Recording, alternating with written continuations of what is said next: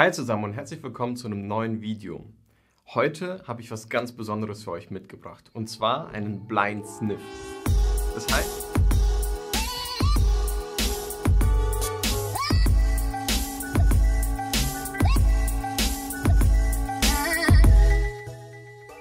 ich werde gleich an Düften riechen, an denen ich zuvor noch nie gerochen hatte und werde euch wirklich meine ersten Eindrücke dieser Düfte schildern. Wahrscheinlich werde ich hier und da einen ganz anderen Eindruck haben, als die Marke es beabsichtigt hat oder der Duft in seiner Zusammensetzung eigentlich wiedergeben möchte. Aber sei es drum, das ist ja auch das Spannende an der ganzen Sache. Falls du neu hier bist, herzlich willkommen, ich bin Alex und auf diesem Kanal dreht sich alles um sehr besondere selektive Düfte. Viele nennen das auch Nischendüfte, also Düfte, die schwer erhältlich sind, die nicht viele kennen und die teilweise auch sehr teuer sind. Und wenn du keine weiteren Videos von mir verpassen möchtest, dann abonniere gerne diesen Kanal. Ich habe schon einige Videos abgedreht zu meinen Top 5 Nischendüften für Männer, das verlinke ich dir hier oben, oder auch meinen Top Date-Düften für Frauen, verlinke ich euch auch hier oben. Und dann würde ich sagen, lasst uns gleich mal loslegen. Ich habe euch Düfte mitgebracht von der Marke Maison Rebacci. Die Marke Maison Rebacci, die nehmen wir jetzt selbst neu in unseren Shop auf. Und wie gesagt, ich habe keine Ahnung, wie die Düfte riechen werden. Über die Marke kann ich euch so viel verraten.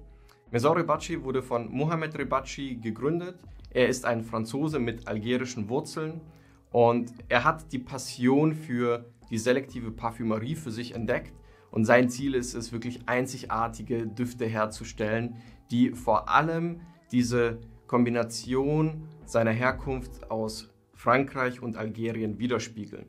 Und er hat es tatsächlich geschafft, mit seinen jungen 30 Jahren einige der wirklich berühmtesten Duftnasen zu überzeugen, für ihn Düfte zu komponieren, wie beispielsweise auch Bertrand Duchaufour, der für namhafte Häuser wie Dior und Givenchy und Amouage schon Düfte komponiert hat. Dann lasst uns auch gleich mal loslegen. Ich glaube, als Intro sollte das uns jetzt erstmal genügen.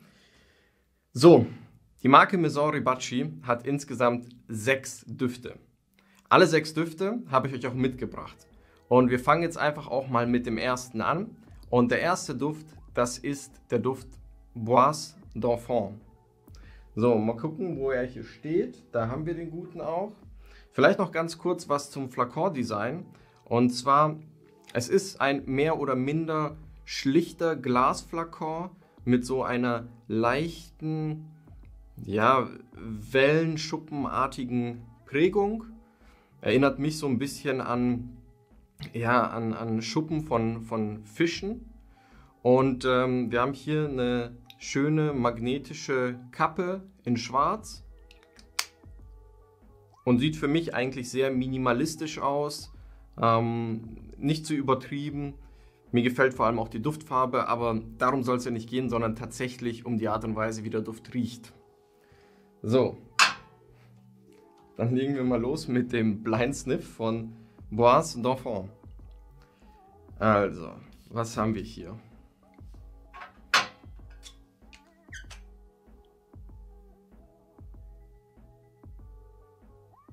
Oh, also sehr schöne Komposition. Ich rieche hier grüne Noten mit einer leichten Süße. Und diese Süße, die entwickelt sich zunehmend stärker.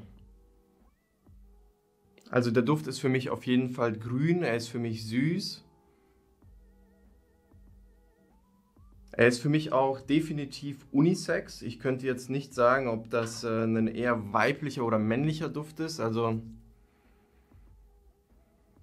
hat für mich auf jeden Fall einen Unisex-Charakter. Es ist auch so ein Duft, der von seiner DNA und Machart eher so ein all-day-tauglicher Duft ist. Also er ist schön leicht, er ist grün, er ist süß. Er ist auch ein bisschen holzig. Kann ich auf jeden Fall empfehlen. Spontan würde ich sagen, für jede Altersgruppe. Es ist kein schwerer Duft. Und er ist deshalb auch gut für den Alltag geeignet. Ich kann mir gut vorstellen, dass man ihn auch gut ins Office tragen kann oder jetzt aktuell vielleicht auch im Homeoffice tragen kann, wenn man nicht gerade alleine sitzt oder für sich selbst auch einfach gut riechen möchte.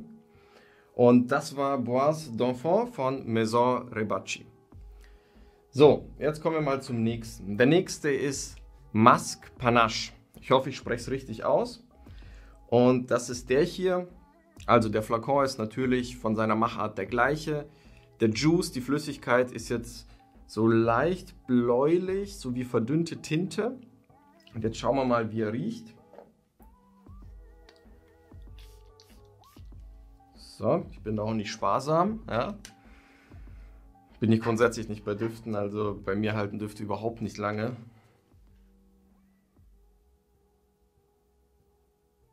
Ah, sehr schön, also sehr frisch, Moschus, wie es der Name auch vermuten lässt. Sehr schöner, frischer Duft. Ich würde sagen, fast schon viel mehr alltagstauglicher als der Bois d'Enfant, den wir davor hatten. Ich würde sagen, auch Unisex, aber hier habe ich eine Tendenz. Hier würde ich sagen, den würde ich eher Männern empfehlen. Also ich finde, gerade durch diese frische und sehr prägnante Moschusnote und das Herbe wirkt er für mich etwas maskuliner. Kann ich mir vor allem sehr gut vorstellen bei jungen Männern oder wenn man jetzt einfach sagt, man hätte gerne so einen Alltagsduft, der jetzt nicht besonders wuchtig ist und einfach einen begleitet und so ein Gefühl der Frische schafft und einfach so einen frischen Kick eingibt. Sehr schöner Duft. So, jetzt kommen wir zu Rose Rebacci. Ja, ich bin schon gespannt. Vermutlich ist da auch die Rose verarbeitet. Der Flakon sieht so aus. Die Flüssigkeit ist so leicht rosé-pink. Und wir schauen mal, ob sich meine Vermutung bewahrheitet oder nicht. So. Okay. Also, Rose Rebacci. Ja, definitiv Rose. Also Rose, Rose, Rose. Für meine Nase ist das ein sehr frischer, cleaner Rosenduft. Also die Rose ist sehr prägnant. Ich kann auch kaum eine Süße erkennen. Ich kann so eine leichte herbe Note noch rausriechen. Ist für mich ein sehr schöner Duft für Frauen oder auch für Männer, die sagen, ich liebe blumige Rosendüfte, aber tendenziell dann doch eher Frauen. Würde ich jetzt abends beispielsweise nicht tragen. Ich finde, der Duft ist hierfür ein bisschen zu frisch, zu leicht, aber ein sehr schöner blumiger Rosenduft. Ihm fehlt auch so ein bisschen, also wenn ich den jetzt mal vergleichen würde mit beispielsweise einem Delina von Parfums de Marly, wo die Rose ja auch eine gewisse Rolle einnimmt, finde ich, fehlt dem einfach so wirklich die Intensität im Hintergrund und natürlich auch das Süße, aber ein sehr schöner, leichter, herber Rosenduft für Frauen. Im Grunde für jedes Alter geeignet und auch alltagstauglich. Herbst, Winter bin ich mir nicht so ganz sicher, würde ich vermutlich sagen nein. Für den Sommer und vor allem für den Sommer, vielleicht auch noch für den Frühling, wenn so der Übergang zum Sommer erfolgt, da ist der tatsächlich eine sehr schöne Wahl. Herbe, frische Rosennote kann man sicherlich auch gut in diesen Monaten oder in diesen Jahreszeiten wie Sommer und Frühling sehr gut tragen. Und der ist jetzt auch gar nicht aufdringlich, finde ich sehr angenehm. So, jetzt kommen wir zu Feu Patchouli. Ich vermute mal, da ist Patchouli mit drin verarbeitet. So, die Flüssigkeit ist so leicht gelblich-erdig. Und jetzt schauen wir mal, wie er riecht.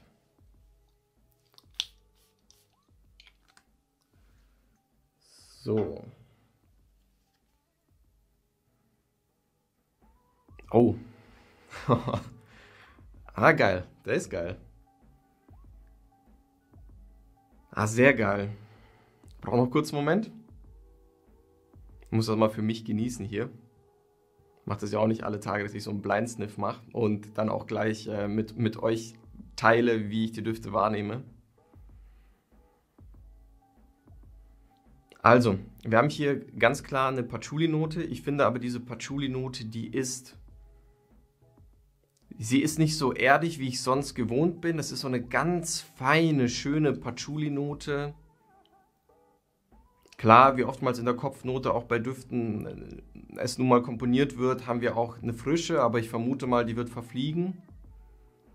Also wir haben hier eine erdige, herbe Patchouli-Note, wobei ich sagen muss, also dieser erdige Charakter, der kommt jetzt nicht so wirklich massiv zum Vorschein. Also viele sagen ja, Patchouli weiß ich nicht, das riecht nach Erde, das ist mir zu viel. Ich muss sagen, für Patchouli macht das sehr geschickt. Also diese Patchouli-Note,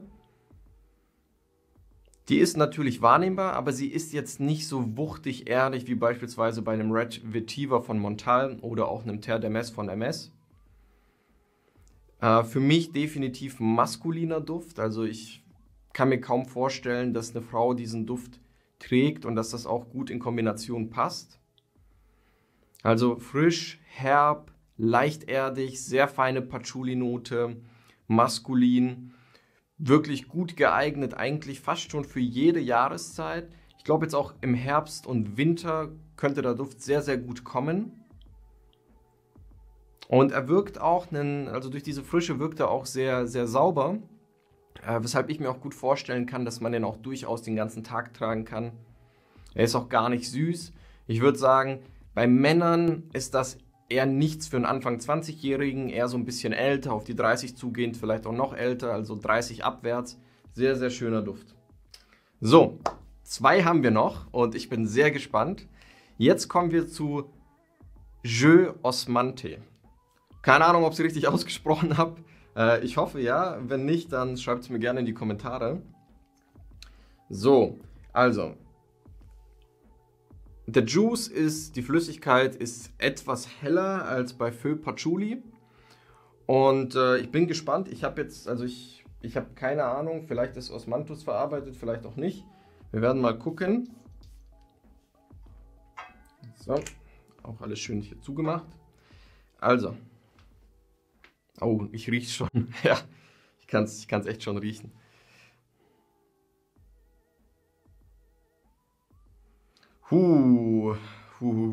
Sehr speziell. Also ja, meine Vermutung hat sich bewahrheitet. Osmanthus ist hier definitiv verarbeitet. Ist jetzt auch ehrlich gesagt nicht meine liebste Duftnote, finde ich auch recht schwierig. Meiner Erfahrung nach ist das echt eine sehr spezielle Duftnote. Es ist nicht so, dass es hier nicht Fans geben würde, die sagen, oh, das ist genau die Duftnote, die ich mag und auch die Art von Düften, aber ich finde es echt schwierig. Ich rieche hier aber auch eine gewisse fruchtige Note. Ich kann es aktuell gar nicht einschätzen, was das sein könnte. Also Osmanthus, ich rieche hier blumige Noten, grüne Noten, fruchtige Noten. Und diese grün-fruchtige Note, die ist tatsächlich super spannend. Erinnert mich persönlich so ein bisschen an die Haut einer Feige. Also wenn man an der Haut einer Feige schnuppert. Also dieses Herbe mit dem leicht fruchtigen. Und ich finde jetzt auch so, wir haben jetzt klar an dem Duft noch nicht lange gerochen, aber diese grüne Note, die ist schon sehr dominant. Sehr spezieller Duft. Nichts für mich, da bin ich ehrlich. Ich will euch hier auch gar nichts vormachen. Ich finde, er ist dennoch unisex-tauglich. Also ich könnte jetzt nicht spontan sagen Mann oder Frau. Er ist für mich auf jeden Fall ein leichter Duft. Von der Zusammensetzung her würde ich sagen, das könnte ein All-Day-Duft werden, wenn man denn so eine Duftkomposition mag.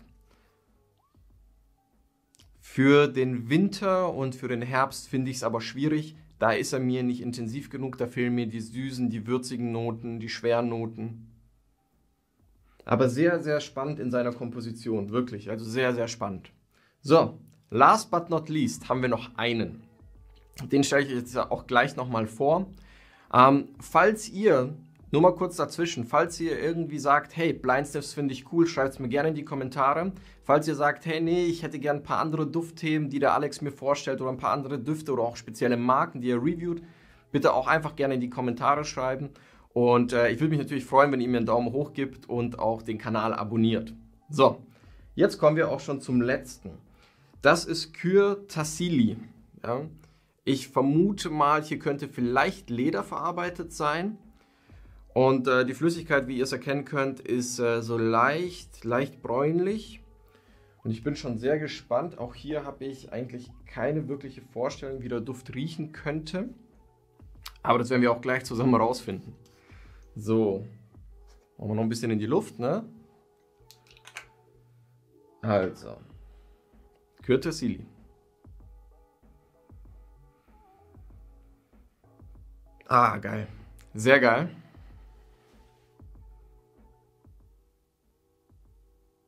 Sehr, sehr geil. Also wirklich sehr, sehr, sehr geil. Wieso geil? Ganz einfach. Diese Ledernote, die ist der Wahnsinn. Also wirklich. Ich habe selten einen Duft gerochen, wo diese Ledernote in ihrer gesamten Vielfalt und im gesamten Facettenreichtum in den Duft verpackt wurde. Oh, sehr geil. Also unglaublich schöner Lederduft. Ich finde auch, die Ledernote hier ist sehr, sehr facettenreich. Sie ist auch fast schon vollmundig. Und je länger und intensiver ich dran rieche, umso mehr Facetten dieses Ledergeruchs entwickeln sich in meiner Nase.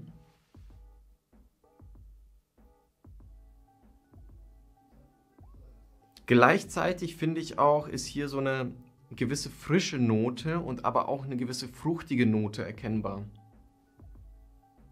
Ich kann es nicht genau zuordnen, aber unglaublich schöner Lederduft. Also da müsste ich mich jetzt schon ziemlich anstrengen und erinnern, wo ich schon mal so eine Ledernote gerochen habe. Also Evody Cure Blanc hat auch eine sehr, sehr schöne Ledernote. Aber ich finde, hier ist die Ledernote tatsächlich deutlich vollmundiger, deutlich facettenreicher. Und das ist wirklich so, wie wenn ich jetzt einfach so ein Stück Leder nehme und so dran schnupper. Ja, und diese ganzen verschiedenen Aromen des Leders entwickeln sich dann in meiner Nase. Sehr interessanter Lederduft, wirklich unglaublich, unglaublich schön. So, das war's auch schon. Jetzt haben wir hier 6 Düfte durch. Das war der Blind Sniff. Ich hoffe, es hat dir gefallen. Jetzt kommen wir noch mal ganz kurz zu meinen 2 Favoriten, ja, weil es gab hier tatsächlich 2 Düfte, wo ich gesagt habe, mega geil. Ja, also die haben mich sofort beim ersten Riechen überzeugt. Und das ist, klar, der letzte hier, Cure Tassili. Sehr, sehr schön. Und dann war das auch noch Feu Patchouli. Ja, also unser Duft mit dieser sehr feinen, subtilen Patchouli-Note, die nicht allzu erdig riecht und mit dieser leichten Frische. Sehr, sehr schön. Ja, damit sind wir auch schon am Ende von diesem Blind Sniff. Ich hoffe, der Blind Sniff hat dir gefallen. Tatsächlich ist es so, dass aus der Community der Wunsch kam, dass ich mal einen Blind Sniff mache. Und ich glaube, es war Wilma. Ich bin mir nicht mehr ganz sicher, wer das genau geschrieben hatte. Aber falls es Wilma war, Wilma, das ist für dich. Und gib mir gerne einen Daumen hoch. Abonniere gern den Kanal. In Zukunft werden noch weitere Duftvideos folgen von Düften, die du wahrscheinlich noch nicht kennst oder von Düften, von denen du mal gehört hast und von denen ich dir gerne mal schildern möchte, wie sie für meine Nase riechen. In jedem Fall gibt es bei uns nur wirklich ganz ausgewählte Düfte, selektiv, Nische, die nicht viele tragen, die nicht viele kennen, die auch meistens leider sehr teuer sind. Aber dafür gibt es ja auch genau uns, uniq.net, wo du dir ganz bequem einfach eine Monatsabfüllung von dem jeweiligen Duft gönnen kannst, den Duft mal einen Monat ausprobierst, mal schaust, wie wirkt er auf deine Haut, wie entfaltet er sich, wie wird er denn überhaupt von deinem Umfeld wahrgenommen. Und dann kannst du dich ja immer noch entscheiden, die volle Größe zu kaufen. So, und hiermit verabschiede ich mich auch schon. Wir sehen uns bald, hoffentlich schon morgen. Hab einen schönen Tag, dein Alex. Ciao, ciao.